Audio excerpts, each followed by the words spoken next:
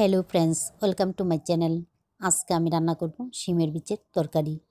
এই শিমের বিচের তরকারিটা আমি মাছের মাথা দিয়ে রান্না করব। এইভাবে শিমের বিচের তরকারি মাছের মাথা দিয়ে রান্না করে খেয়ে দেখবেন ভালো লাগে।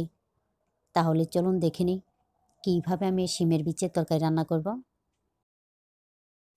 প্রথমে মাছের মাথাগুলিকে ভেজে নেব। তার জন্য কড়াইতে তেল গরম করে নিয়ে এর মধ্যে লবণ আর হলুদ দিয়ে মাখিয়ে রাখা মাছের মাথাগুলি দিয়ে উল্টে পাল্টে ভেজে নিচ্ছি। আমি এখানে কাতলা মাছের মাথা নিয়েছি। আপনারা যে কোনো ধরনের মাছের মাথা দিয়ে এই তরকারিটা রান্না করে নিতে পারেন। উল্টে পাল্টে এইগুলিকে ভালোভাবে ভেজে নেওয়ার পর এখন আমি এইগুলিকে নামিয়ে নিলাম।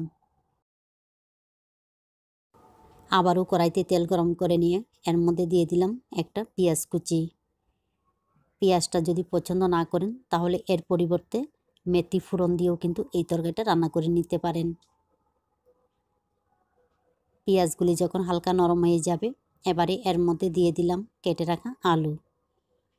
এইখানে মিডিয়াম সাইজের দুইটা আলু এইভাবে ছোট ছোট টুকরো করে কেটে নিয়েছি। পেঁয়াজের সঙ্গে আলুগুলিকে নেড়েচেড়ে নেওয়ার পর দেখুন পেঁয়াজগুলি খুব সুন্দর ব্রাউন কালার হয়ে গেছে আর আলুগুলিও কিন্তু ভাজা হয়ে গেছে।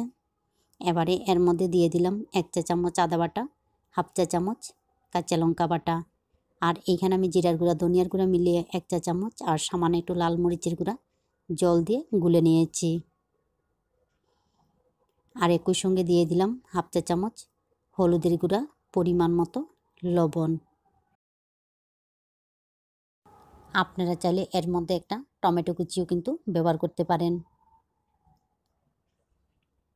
এইগুলিকে ভালোভাবে মিশিয়ে নেওয়ার পর একদম কম আঁচে ঢাকনা দিয়ে রান্না করব।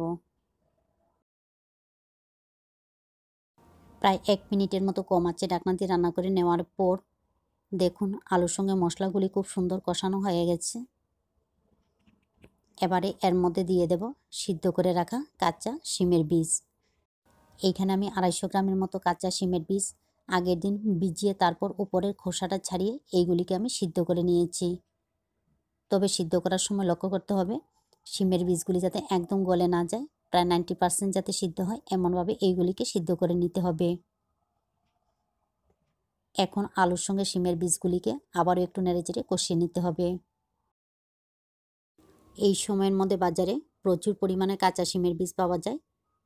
এইভাবে মাছের মাথা দিয়ে শিমের বীজের তরকারি রান্না করে খেয়ে দেখবেন ভালো লাগে।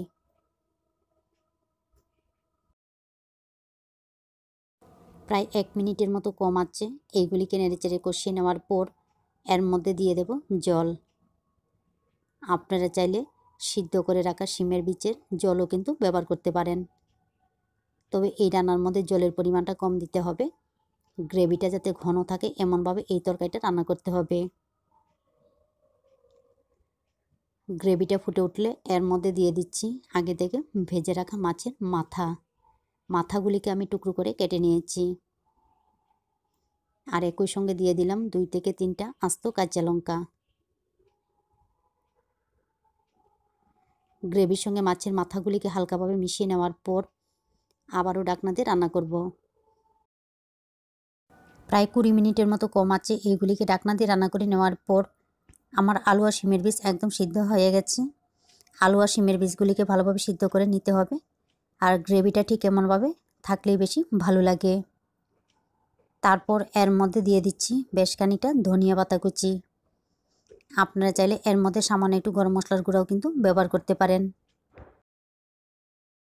এইগুলিকে ভালোভাবে মিশিয়ে নেওয়ার পর আমার রান্না সম্পূর্ণ রেডি। এইভাবে মাছের মাথা দিয়ে শিমের বীজের তরকারি রান্না করে খেয়ে দেখবেন ভালো লাগে। আর ভালো লাগলে অবশ্যই লাইক, শেয়ার এবং সাবস্ক্রাইব করবেন। আপনারা ভালো থাকবেন, সুস্থ থাকবেন আর আমার নিত্য নতুন ভিডিও দেখবেন।